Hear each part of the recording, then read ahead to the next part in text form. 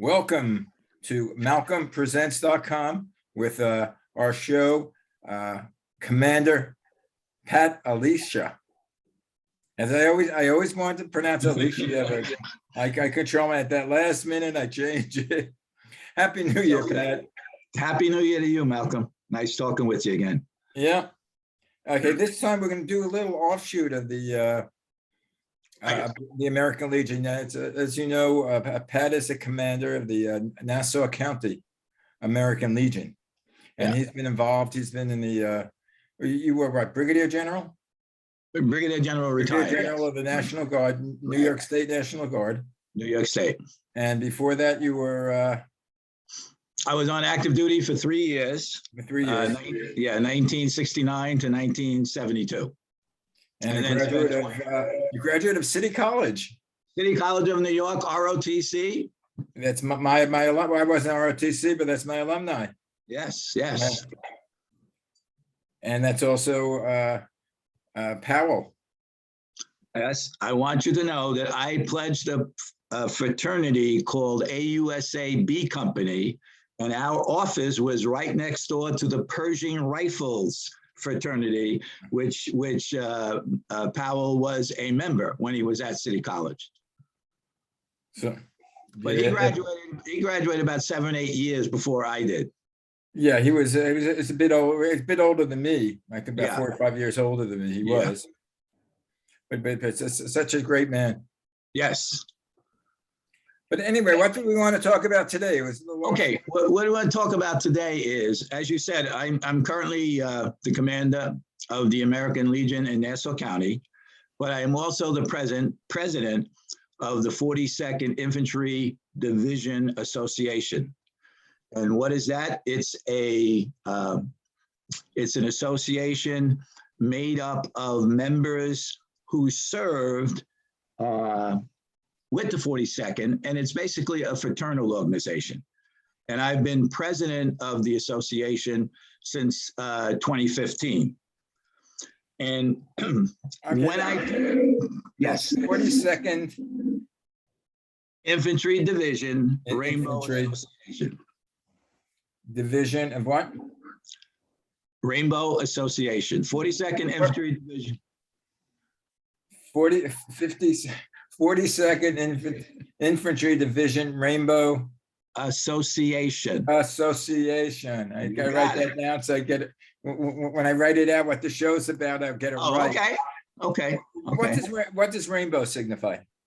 Okay, what rainbow signifies is when they were looking to when they were looking to put together a division to go overseas for World War I, there were 2 states that currently had National Guards. One was New York and one was Pennsylvania. But the Secretary of War at the time wanted more representation from other National Guard units throughout the country. So they wound up with forming the division with 26 different states and the District of Columbia. And Major, let me see what his name is. Douglas MacArthur at the time. Yeah, he's pretty familiar name. Familiar name. He was involved in organizing this division, and he basically came up with the term, we want soldiers from across the country that looks like a rainbow. That rainbow stuck with the division, and it's been part of the division ever since. But it was mainly white soldiers at that time. Oh, at the time, yes. And I want you to know that Major McCarthy at the time was promoted to Colonel. Why am I calling him McCarthy? Wait a minute, where am I? Major Healy. Nope, wrong person. Hold on a second. Okay, I got it now. Major Douglas MacArthur. I don't know where I get MacArthur. Yeah, he was promoted to full bird colonel, and if you notice there, between major and full bird colonel is the rank of lieutenant colonel. Mm-hmm. They skipped that, so he went from major promoted to colonel, and became the first chief of staff of the 42nd Infantry Division. Just a little sidebar. Okay. Okay, so that explains the rainbow connotation that we've used for many years. Okay, so I took over in 2015. In 2013, they decided to divide the association into chapters. All right, before then, we were one large association, and what was happening, the meetings were mostly held downstate, and many of the members from upstate or the Hudson Valley area were not able to come for whatever reason. Mhm. So I guess the powers to be decided, let's come up with chapters. So they broke the association into two chapters. One was the downstate chapter, which basically consists of the 5 boroughs and Long Island. And the other was the Hudson Valley chapter, obviously consists of the Hudson Valley and the northern Albany area.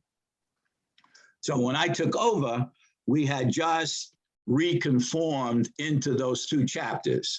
Obviously, the Hudson Valley chapter had some growing pains because it had just started.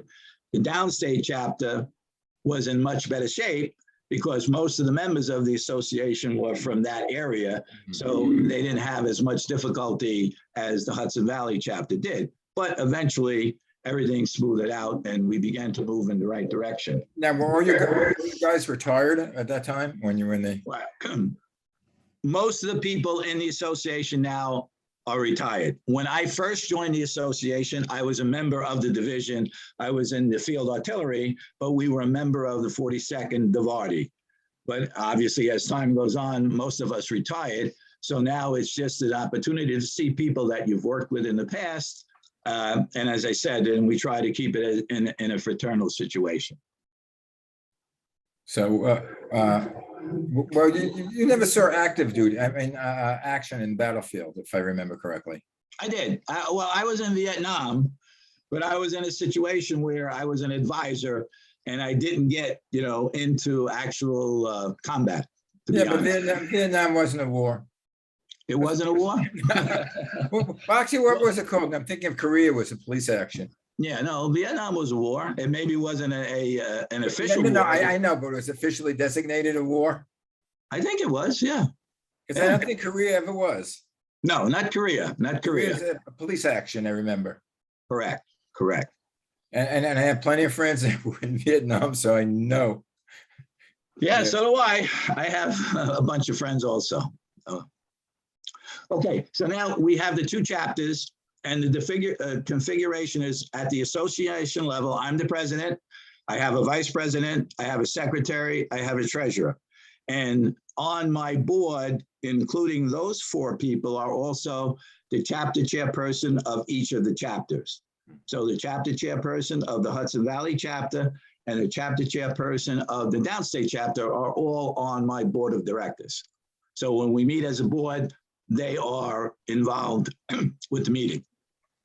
And each chapter has their own board of directors that they work with, to include a secretary, treasurer, vice president, and so forth and so on.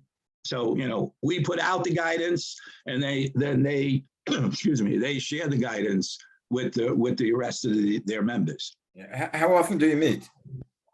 Okay. We meet 3 or 4 times a year. In addition to, as I said, and I'll explain that in a minute, where we get involved in different activities during the year. We meet at a local restaurant. In some cases, it's in the evening, and in some cases in the afternoon. Because we found that some of our members, as they were getting a little bit older, did not want to travel at night. So we have 2 meetings in the afternoon and 2 meetings at night. And basically, how many members are there total? Overall, in the association, there's about 200 members. However, many of those members are out of state. They retired. Who lives in Florida? Who lives in North Carolina? We generally get for a downstate chapter meeting and a Hudson Valley chapter meeting from between 15 and 20, maybe 25 people for a dinner meeting. And during the dinner meetings, what do you discuss, or what is the agenda? Okay, during the dinner meeting, the chapter chairperson has a agenda. We start out obviously with the Pledge of Allegiance. We have a chaplain who says a prayer. And then we just go over the topics that are coming up within the next, couple of months. And in some cases, we'll have a guest speaker who will talk about some incidents or something to do with either the Vietnam War or National Guard or whatever's going on currently. So it's normally a pretty interesting meeting. Both chapters basically run the same type of a meeting. Okay. And what we then do is, in addition to the meetings, Malcolm, we have about 4 or 5 activities that we get involved in throughout the year. Okay. One revolves around Memorial Day, where we will have a ceremony at the Garden City World War I Monument, and members of both chapters are invited. We have a color guard, we have a firing detail, we have a bugler, and it turns out it's a quick ceremony. Only takes about maybe 30 minutes to 45 minutes, but it's something nice, and it's something, obviously, we're taking the time to remember those who pay the ultimate sacrifice in keeping this country free. Yeah. We do something similar during Veterans Day. Same location, same type of individual supporting us. And obviously, Veterans Day, we're thanking the veterans for what they did in terms of keeping, we are the home of the free because of the brave. And again, members from both chapters attend, and it's a pretty good ceremony. Well, it sounds very similar to the American Legion. Yes, it is. It is. It is. And I want to tell you, in the downstate chapter of our association, I can think of right off the top of my head at least 8 or 9 members of the American Legion who are also members of the Rainbow Association. In my post alone, Malvern, we have at least 5 members of the Malvern post who are also members of the 42nd Infantry Division Association. Is there any qualifications to get into the 42nd Infantry? The qualification to get into the association is you've had to serve with the 42nd Infantry Division. Okay, that's the basic qualification. And how many soldiers approximately have served?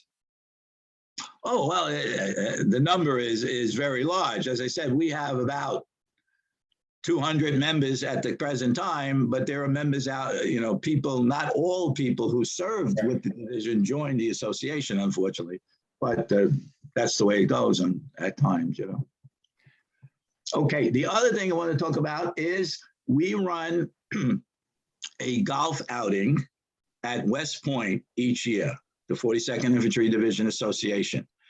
And the purpose of the golf outing, in addition to playing golf and having a good time with members of the association, we donate $1,000 to the Rainbow Division Vets Scholarship Foundation and $1,000 to the Children's Leukemia Research Association. Wow. So by the people who participate in the golf outing, and as well as sponsors who donate money to the golf outing, and we also sell, raffle tickets and give out prizes. So when all the dust clears, we're able to donate to those 2 organizations, which I think is great. We're providing scholarships for members of the association's family, and also money towards the Children's Leukemia Research Association, which I also happen to be on the board of directors of that organization. And what that organization does, it helps families pay for children's services who have leukemia. And we also try to support research to try to come up with a cure for that, for the disease, leukemia. So we have a good time, and as a result of it, we're able to do some good things. Okay. Fantastic. But between all your volunteer work, Yeah. between the association, between the American Legion, and I know that you work with Sid Mandelbaum as far as food. You ever see your wife? Yes, I do occasionally. Yeah. Wherever I go and I can take her, I try to do that. There are a lot of functions I can go to where it's just it's just me, but Yeah. wherever, she's invited, she comes, and, she's a very uplifting person. So it helps everybody around us. That's for sure. Okay. Now, the culminating activity that we do in the Rainbow Association each year is our holiday meeting luncheon. Okay. At our holiday meeting luncheon, we have the members of the downstate chapter and the members of the upstate, the Hudson Valley chapter, who come together. But more importantly, we invite Gold Star family members and their children. And we also try to outreach to World War II veterans, Korean War veterans, and obviously some Vietnam veterans if we can get them. And we invite them as our guests to the holiday luncheon. So it turns out each year we have between maybe 95 and 105 people. And what happens is each year, the chapters rotate as to who is responsible for planning and organizing the luncheon. This year, it was the Hudson Valley chapter, whose chapter chairman is Don Singer, and we had it at the Waikiki Country Club in New Rochelle. It's really a very, very beautiful venue. We have a cocktail hour, we have a sit-down dinner, we have dessert, but more importantly, we honor the Gold Star family members. And this year, we went a little step further by, we even invited Santa Claus. And what we did was we asked the Gold Star family members who had the children coming, and we had maybe 8 or 9 children there, to purchase gifts. And then what we did is we gave each Gold Star family members $100 gift cards to pay for the gifts that they purchased for their children. In addition, we were able to give $30 gift cards from Subways to each member, each Gold Star family member who attended. So it was very nice. And then what we also do is we give out flowers to the mothers of the Gold Star family members, or the wives, or the sisters, or whatever relatives may be present. And what I love about it, Malcolm, is to see these family members and some of their children, by the end of the day, they have smiles on their faces, and that's the goal, We all try to do whatever we can to make it a great day for them. And then I mentioned that we also had a World War II vet and a Korean War vet who was in attendance as our guest. And what we do is at some point, we bring the microphone over to them and give them an opportunity to say a few words in terms of their experiences. And one of those individuals was Dominic Creasy, who you already met on one of our podcasts. And then we had an individual by the name of Jimmy LaJoy, who was a World War II vet. And it was spellbinding to hear what they said, to hear what they were saying, and to notice that there was dead silence in the room when they spoke. Everyone was paying attention, and it was really great. The last thing we do is each chapter awards 2 individuals for outstanding services, and they are presented with plaques. The chapter chairperson comes up, presents the plaques, calls the individuals up, and they accept them. And then I, as the president, gave out an association award for our treasurer who has done an outstanding job. So in addition to taking care of the Gold Star family members, their children, and some veterans, we also try to take care of the people who are trying their best to help the association move forward. We have an excellent group of individuals. Many of them I've known for over 30, 40 years. And I guess we have a good work ethic, and we work well together, and we're able to get things accomplished in a very professional manner, which is what we look for. Do you guys, when you get together, do you ever talk about today's politics and what's happening? Well, okay, in the American Legion, during official meetings, no, you're not authorized to do that. However, after meetings, yes, you can do that. And during the association meetings, sometimes that does come up. How certain people feel about what's going on and back and forth. I think that's something that you really can't avoid, because we were all actively involved in the military. Right, especially, because you're the ones, you guys were on the front line. Well, not only were we on the front line, we were the decision makers. So, when you hear some of these decisions that are being made, sometimes you got to scratch your head, but it is what it is, Yeah. Is the 42nd still in operation as far as a infantry unit? Yes, yes.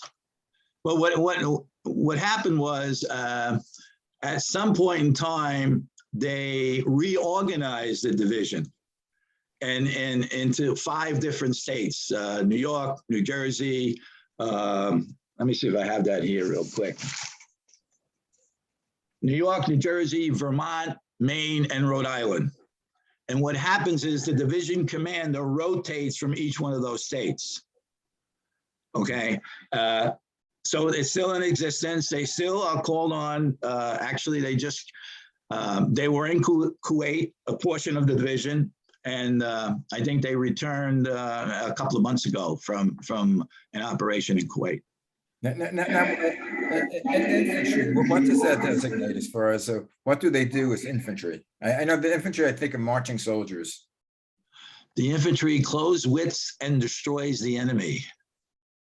Those are the people who have the rifles, they have the machine guns, they have the grenade launchers. And that's where battles are won. Obviously, they're supported by tanks, by the Air Force, by the Navy, but they're the ones that physically go in. The infantry and the Marines are the ones that go in and go door to door to door, trying to do whatever they have to do. Yeah, well, I think I told you the story. I remember, I was of draft age during the Vietnam War, and I was thinking, I said, if I'm in a foxhole or hiding behind something, and there's some guy shooting a machine gun at me, or a group of people shooting machine guns, and my sergeant says charge, I'm going to go, time out. That guy's shooting his gun. Well, let's wait till he runs out of ammunition. Yeah, well, let's wait till something lands on him before. Right, yeah. Let's call the Air Force and let's bomb the sucker out. Yeah, yes. But I guess soldiers are not oriented like that. Thank God. No. They are, thankfully, when given an order, in most cases, they do what we're asking them to do. That's why you got to be very careful what you say, how you say it, what you do, and make sure you're trained yourself before you ask someone to do something that you wouldn't do. You got to be. Well, I remember the stories again when I was a kid, and some of the people that the parents of some of my friends were World War II vets. Mm-hmm. And in World War II, they had the 90-day soldiers, that went to the ROTC. Oh, no, they called them 90-day wonders. 90-day, and they became lieutenants. Yes. And I remember one guy. I mean, this kid, his name was Mike. I won't give last names.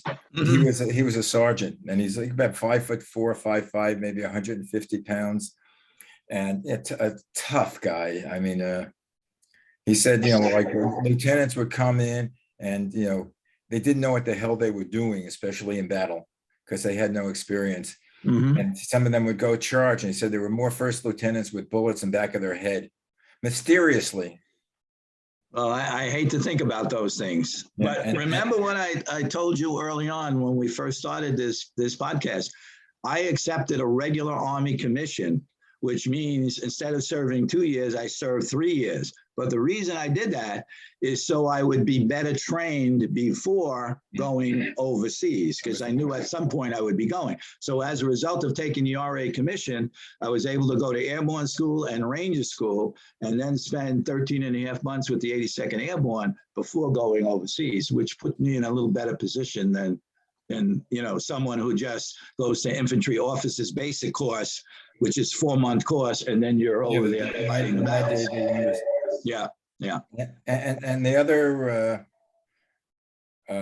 thing that he mentioned, he said when he was stationed in the Pacific, he said when the Japanese, they were charging and the Japanese would surrender, go with their hands. He said, we had no place to keep them. So, they shot them down, and you never see that. But again, I don't know how true that is, but well, in his division it was, but yeah, he said yeah. They were marching, they were going forward. What were they going to do with them? There were no prison camps. There was no jet evacuation.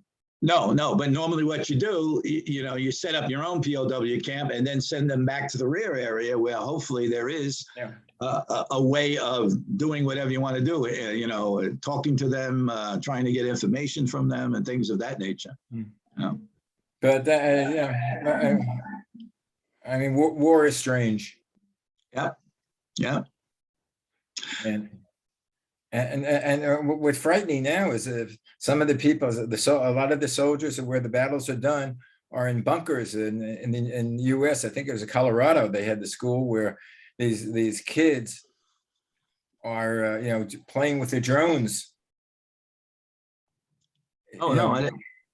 Yeah, they sort of the drone attacks are basically from headquarters back in back in thousands of miles away. Yeah. And they see everything and they attack with the drones.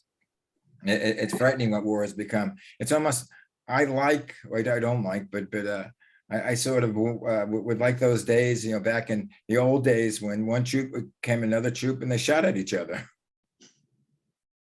There was no mass destruction. I don't know. But the other thing I wanted to quickly tell you is that what we also send out twice a year is a publication called the Rainbow Bugler. It's a newsletter where we basically share activities and share things that we've accomplished with everyone in the association. We used to do it by mail, now we do it by email. So we get a lot of these things out. So the people who can't attend the meetings are at least getting information about what we did, when we did it, how we did it, and so forth and so on. So I think it's a good tool to keep people abreast of what's going on within the association. Oh, yeah. Well, again, this type of thing with the Zoom might be worthwhile. Well, I mean, basically, if you have from the association, or if you want to honor some people, we can interview them on the show, do a half hour on them. That's an idea. We could take a look at that. Sure. And so again, that's the wave of the future. I think print might be out now. I don't know how many people read newspapers. No, but there are a small group of members of the association that we don't have emails for. So those people, we send them a hard copy of the publication. Well, speaking about vets, I think the oldest vet, known vet, had passed away the last week. I think it was like I saw that. I think 112 years old. 112 years old. Yeah, I forget his name, but it was amazing. 112 years old. My God. Hopefully he lived a good life. Yeah. And the problem with the World War II vets is each day that goes on, we lose more and more of them. Yeah. And it's just sad, very sad. Well, let's see, if the average vet, let's say the war was 41, they were let's say 19 years old. So they were born in 1920 something, 21, 22. Yeah.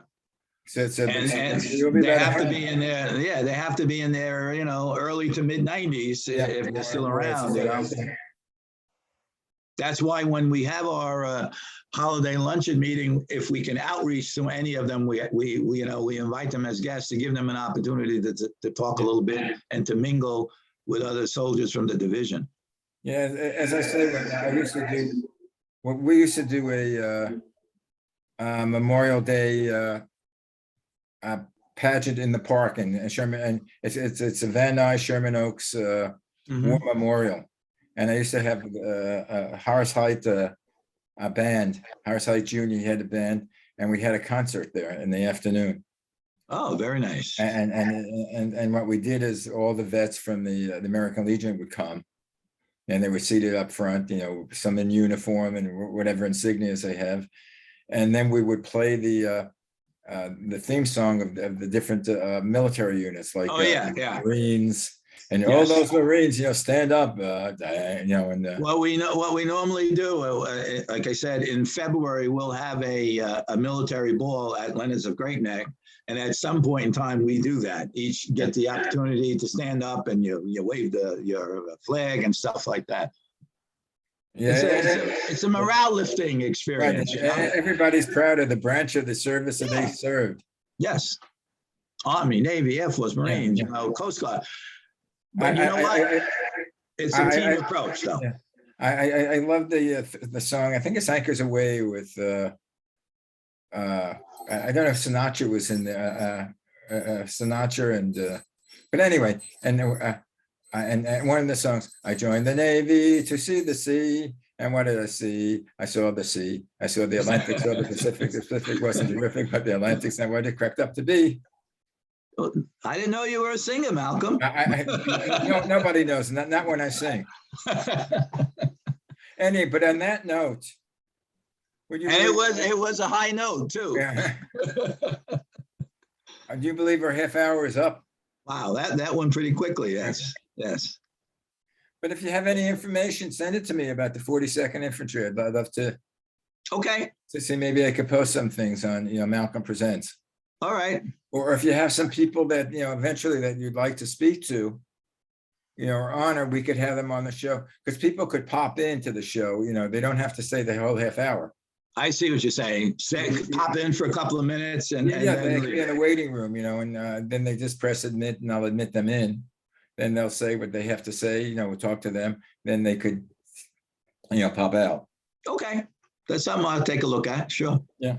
And again, what we need is somebody to assist you in getting help. Well, I have a small committee, but we haven't been too successful. But we're trying. It's the beginning of a new year. Yeah, I hear you. You have fun. Thank you. You have it's a happy, healthy new year. Hopefully healthy. Thank you. What's happening today for all of us, and you have a great weekend. And I'll speak to you next week. You got it, buddy. Have a good evening. Right. Bye-bye now.